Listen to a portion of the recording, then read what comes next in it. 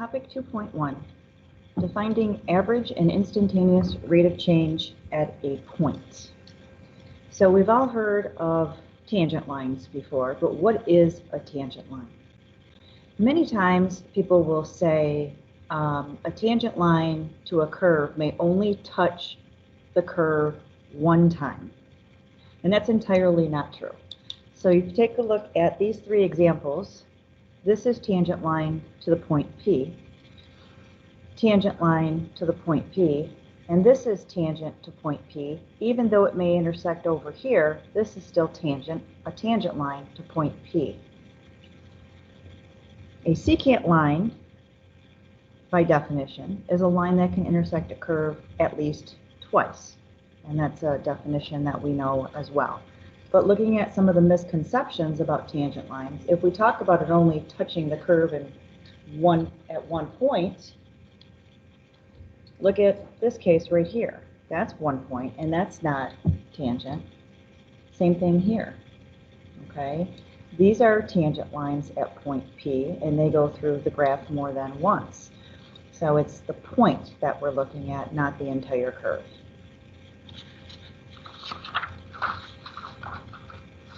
Okay, well, let's take a look at the tangent line problem. This is going to get us into our calculus derivative. So the first thing that we're going to do is we're going to pick a point, and we're just going to call that point, we're going to call it x f of x. This point right here is x f of x. And we are going to connect those 2 points with a line.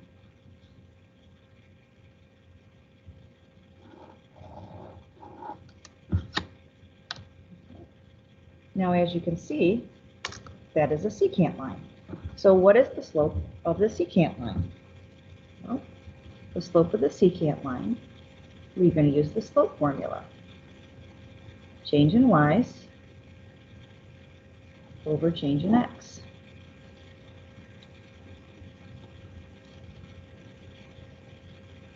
Now we're going to do the same thing, but we're going to get the point a little bit closer. Let's go about halfway closer. Let's put the point right about there. Okay, we'll do the same thing. We'll draw a line between those two. And you can still see that it is a secant line. So yes, you still have a secant line. Is there any difference in the way we calculate that slope? And the answer is no. The slope of the secant line is, again, change in y's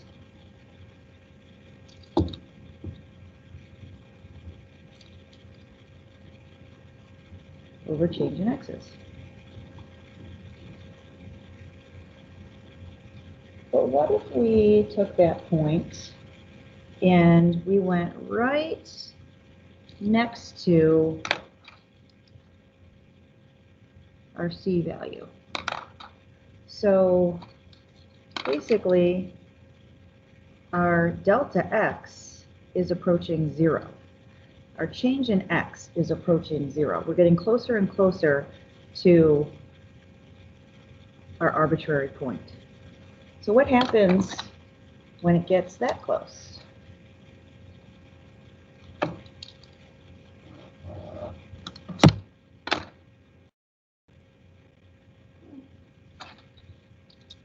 Let's try that again. I kind of missed. Good thing for these erasable pens, huh? Let's try again.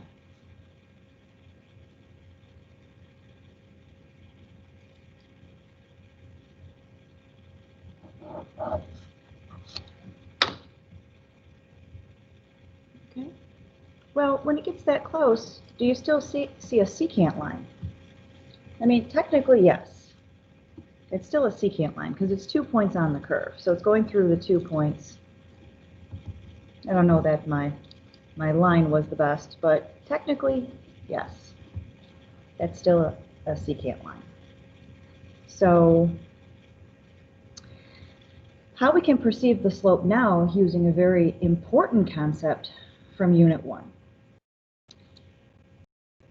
Our delta x is approaching 0. We're getting closer and closer. So as the delta x approaches 0, it's actually going, the secant line is going to become the tangent line. So we can come up with a formula for the slope of the tangent line to the curve using those 2 points if we use a limit. So the limit as x approaches c.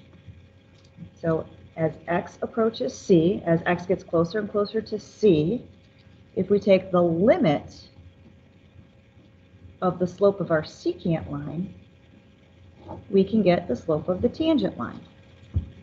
And that is the definition of a tangent line in calculus. So this is the slope of the secant. If you find the limit as x approaches c, that's the slope of the tangent line at c. So let's look at an example. Okay, this one says the slope of the graph of a linear function. Find the slope of the graph. Well, we know the answer is 2 because the slope is always 2 on this line. But let's use our calculus definition and let's see if we get the same answer. So the slope of the tangent line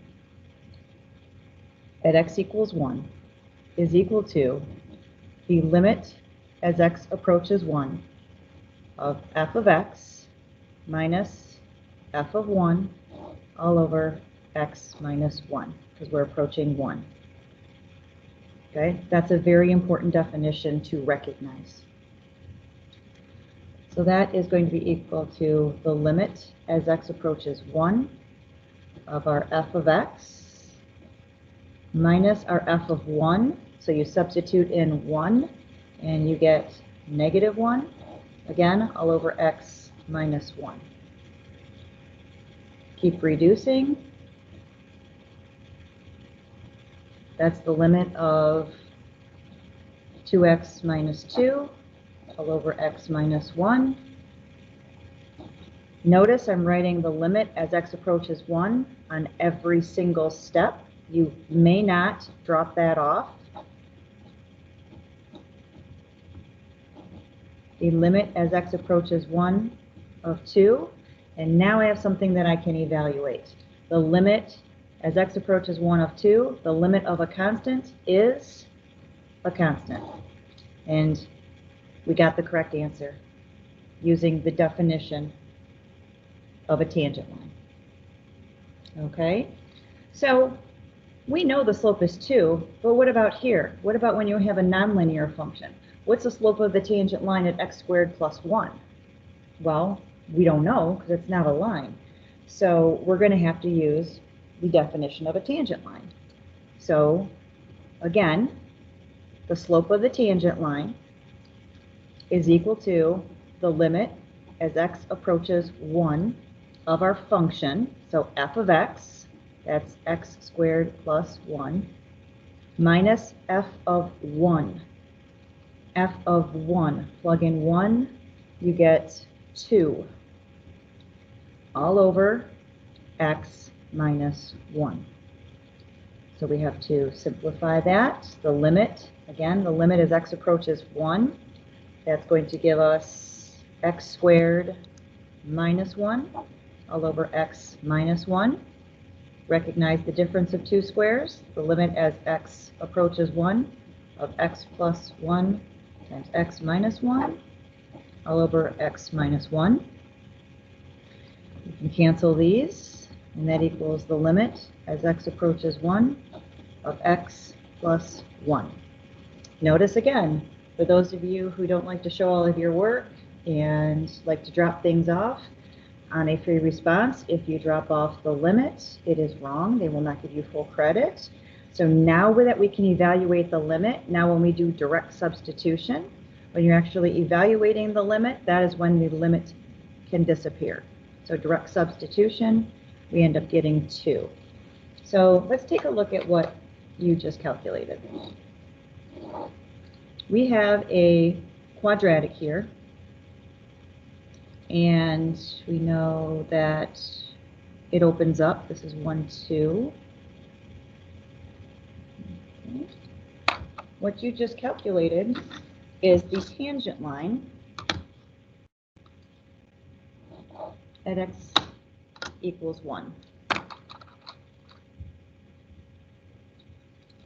So the slope of this tangent line is 2.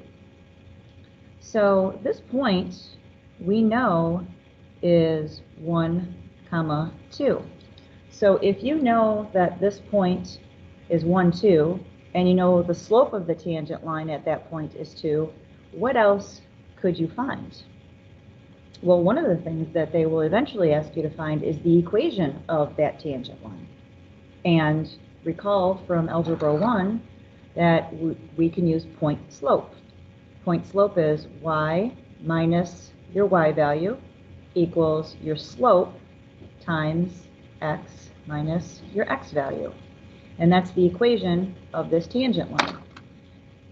Just leave it in that form.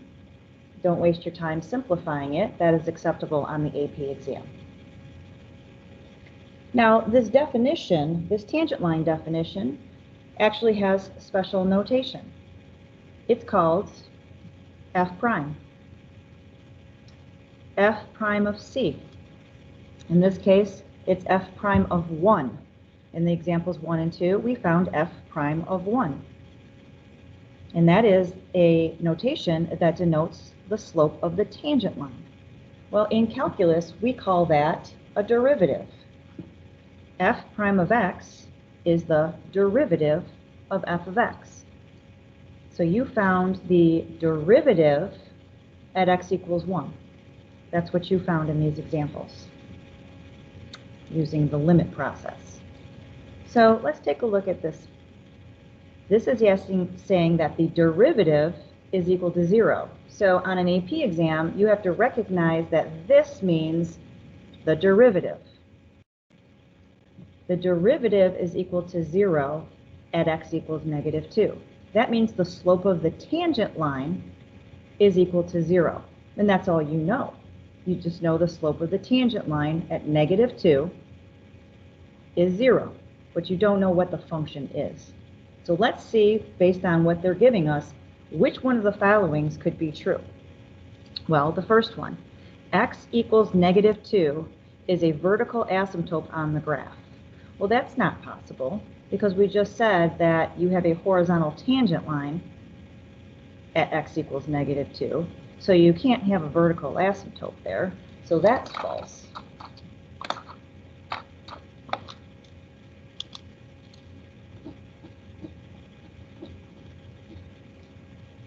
The function f is continuous at x equals 2. Well, this is positive 2. Okay, this is positive 2. We don't have anything about the function except at -2. So this cannot be determined.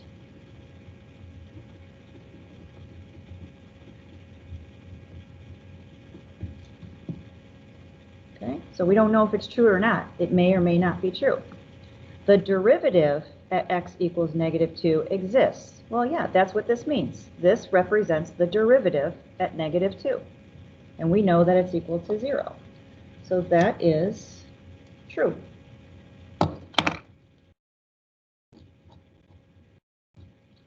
So let's just take a look at the last one to make sure this one's false as well. F is not defined at x equals -2. That's saying that there's no point. There's no point on the graph at -2. Well, you can't have a tangent line if you don't have a point. Okay?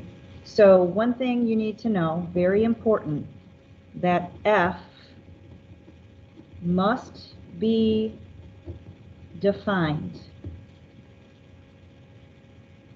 at your C value, at your point. F must be defined in order for the derivative to exist.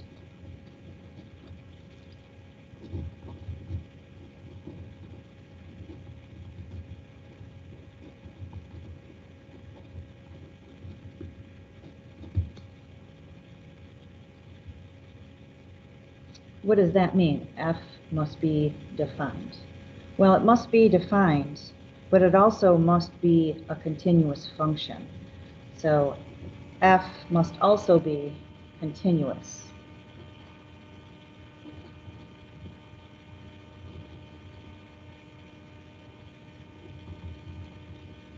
F must be continuous at x equals c, in this case -2, for the derivative to equal 0 in this case. Okay, you will hear me say very often that differentiability implies continuity, because if you're told that something is differentiable or has a derivative, the function itself has to be continuous in order for that to be true.